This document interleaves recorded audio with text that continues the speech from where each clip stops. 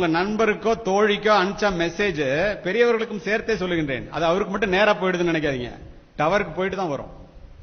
அங்க போனா ஹிஸ்டரின்னு இருக்கும், குக்கீஸ்னு இருக்கும், எல்லாம் சேவ் ஆயிடும். எவ்வளவு நாட்கள் கழித்து வேண்டுமானாலும் நீங்க என்ன மெசேஜ் கொடுத்தீங்களோ, என்ன தப்பு நடந்துச்சோ அத்துணையையும் பார்க்க முடியும். பர்மிஷன் வாங்கணும், அவ்வளவுதான். காவல்துறை அதிகாரியாக நான் சொல்லுகின்றேன், ராத்திரி ஒரு பொண்ணு ஒரு பையனுக்கு 10 மெசேஜ் கொடுத்துட்டு அழைச்சிருச்சுன்னா அதை படிக்க முடியாதுன்னு தெரிஞ்சா பூனை கண்ணை மூடிட்டா உலகம் இருண்டு போச்சுங்கிற மாதிரி அத்துணையையும் படிக்க முடியும். பார்க்காத வரைக்கும் மாட்டாத வரைக்கும் பிரச்சனை இல்லை. பார்க்கணும்னு ஆரம்பிச்சுட்டா பாதி பேர் ஒளிஞ்சான். அப்போ எவ்வளவு ஒரு dangerous game we are playing. இந்த சூழ்நிலையில பிள்ளைகள் என்னெல்லாம் செய்யக்கூடாது?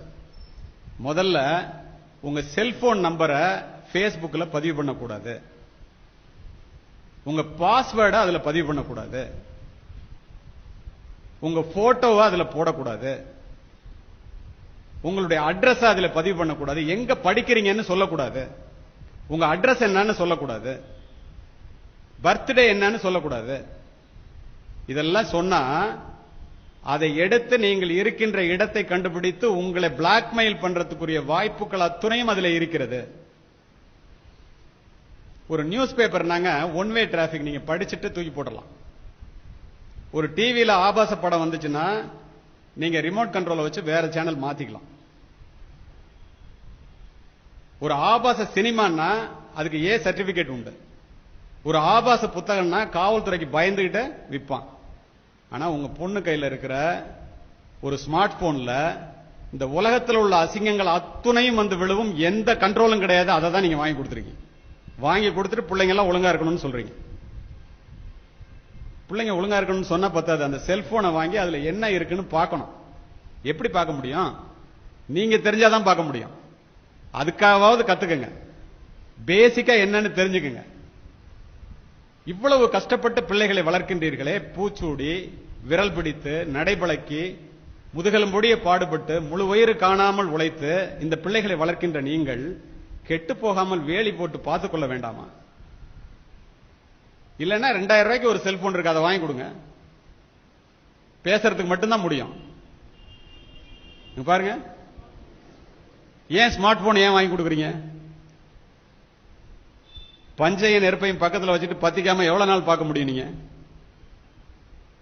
சரி, இப்போ இந்த மாதிரி அந்த செல்போன்ல இதெல்லாம் பதிவு பண்ணக்கூடாது. ஒரு ஃப்ரீ ஆப்ஸ் வருது அப்படின்னு சொன்னா அதை டவுன்லோட் பண்ணாதீங்க. பிள்ளைங்களுக்கே சொல்றேன். ஃப்ரீ ரீசார்ஜ் அப்படின்னா அதை டவுன்லோட் பண்ணாதீங்க. ஃப்ரீ கேம் அப்படின்னா டவுன்லோட் பண்ணாதீங்க. ஏன் தெரியுமா? அதுல ஏற்கனவே ஒரு சாப்ட்வேரை உள்ள திணிச்சு வச்சிருக்கான். நீங்க ஃப்ரீன்னு நினைச்சு அதை டவுன்லோட் பண்ணீங்கன்னா உங்களுடைய கேமரா, உங்களுடைய போனு, அதுல நீங்க கொடுக்கிற மெசேஜ் எல்லாத்தையும் யாரு அந்த ஆப்ஸ உள்ள வச்சிருக்கிறானோ அவன் பார்க்க முடியும். உங்க கேமராவை அவன் கண்ட்ரோல் பண்ண முடியும். உங்களுக்கு தெரியுமா, சமீபத்தில் அமெரிக்கால 47 கோடி ரூபாய் இந்திய மணிக்கு ஒரு காரு. அந்த கார்ல ஒருத்தன் போயிட்டு இருக்கான். அவன் கார் கம்பெனி ஓனர். பின்னாடி ஒருத்தன் கார்ல வர்றான். அவனுக்கு போன் பண்றான். சார், உன் கார் கண்ட்ரோல் என்கிட்ட இருக்குங்கிறான். அவனுக்கு ஒன்னும் புரியல. கம்ப்யூட்டர்ல முன்னாடி போற கார் கம்பெனி ஓனருடைய காரினுடைய கட்டுப்பாட்டை பின்னால் வருபவன் ஹேக் பண்ணா அந்த சிப்ஸ்ல இருந்து அவன் அதுல கனெக்டிவிட்டி உண்டாக்கி பிரேக் அழுத்துறான். முன்னாடி போறவன் பிரேக் நிக்கல, ஸ்டேரிங்க திருப்புறான், வண்டி திரும்பல, ஃபுல் கண்ட்ரோல் அவனுக்கு வந்துருச்சு.